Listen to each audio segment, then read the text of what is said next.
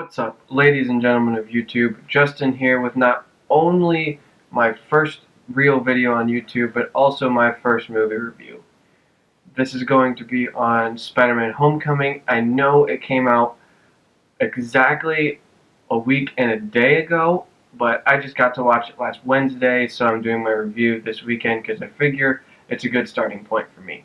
Jumping in here because I'm just beyond excited to get this going. This is a mostly spoiler-free review. I'm going to try to keep it as spoiler-free as I possibly can. That's why I say it's mostly spoiler-free.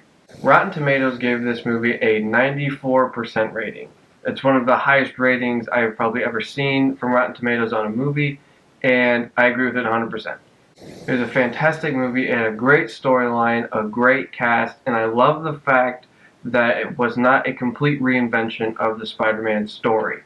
If you're a Marvel fan or if you're a Spider-Man fan, you probably already know the origin story. And that's one thing that you do not see in this movie, is they do not show you the origin story. And they talk about it as if it already happened, which it did. They don't discuss or show Uncle Ben dying again. They don't really show that side of the Spider-Man story. You know, it makes sense, and I love the fact that Spider-Man's actually a teenager and Aunt May is younger. It makes sense to me. That being said, the original movies that Tobey Maguire was in, you have to almost know those to understand some of the jokes throughout the movie and to really understand the storyline, because there's a lot, I'm not going to say a lot, there's some stuff that they build off of from those movies that they expect people to know coming into this one. So that being said, don't think that this is going to have the same cast and the same storyline as those original Spider-Man movies. It's not. There's a new cast, a new storyline, the supporting cast is new. That's just a complete reinvention of the whole Spider-Man character to fit within the Marvel Cinematic Universe. And to me, it was leaps and bounds better than the other Spider-Man movies. This was a movie that I think appeals to a lot more people. It's funnier, it's more action-packed, there's a lot more going on, there's just more of a storyline throughout the entire film. Are you gonna like it? I don't know. I liked it, but if you were super into the strict moral compass of Spider-Man and you liked watching, you know, the backstory and the origin story and all that stuff, you are more than likely not going to like this movie. It is very different. There's a new personality, not only for Spider-Man, but within the whole movie there is a personality switch. Spider-Man isn't sure a lot of the time. He's learning like a 15-year-old is supposed to do. So, kind of switching gears now, Michael Keaton as the Vulture, best choice they could have made. He played a great Vulture, a great villain, even though it was not the typical villain that you're used to seeing. He's almost an anti-hero in a point of perspective in the movies. There are also some fantastic nudges to the comics. Now, I don't follow the comics, and I'm not really big into the comics like a lot of people are. I know some stuff, but I don't know all of it. But I did notice some of the nudges to the comics. And one thing I always look forward to in Marvel movies is Stan Lee's cameo. I always look forward to Stan Lee's cameo, and this cameo was particularly funny. It wasn't, in my opinion, as funny as, you know, Civil War when he asked to deliver the package to Tony Stank.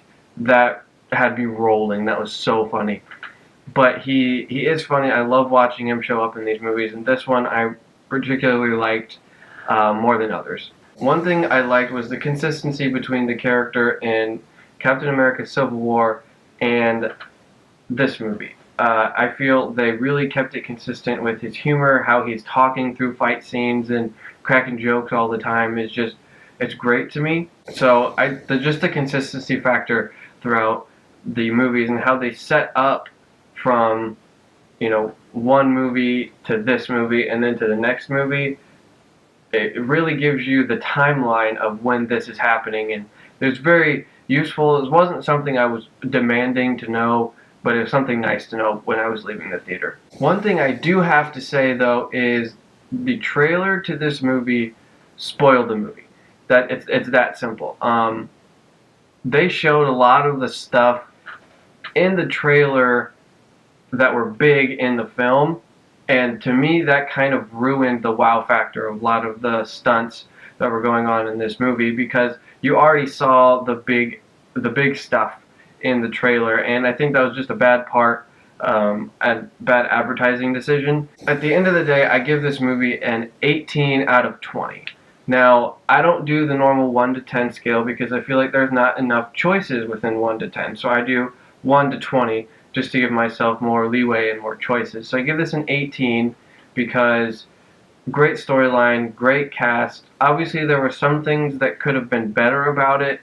I get that it's his first movie and they had to like kind of make a foundation for other possible films, not just standalone films. It's still a really great movie. That's why I give it an 18 out of 20. I do think it's one of Marvel's best standalone character films. I say standalone because I don't think you can really beat the group movies with a standalone film. The original Avengers, Avengers Age of Ultron, and Captain America Civil War are three of the best movies I've ever seen, and I don't think you can really beat those with just one character's film. That's why Infinity War right now is getting so much hype, because there's so many characters in it that this is just going to be a mega load of characters throughout the whole film that's just going to bring their individual movies into one movie. And that's what I like is, each of these characters brings their standalone films into one giant movie, and you get to watch all that unfold in front of you. That about wraps it up for this video, guys. I hope you like it. Again, this is my first ever movie review, so stay tuned for more. Not only just movie reviews, but also unboxings or discussions about future movies of any kind, not just Marvel, or possible video games that are coming out. I do play video games as well. Check the description of my channel. There will be a brief overview of every type of video or possible video I could make. And yeah, I'm going to go watch some more Marvel movies.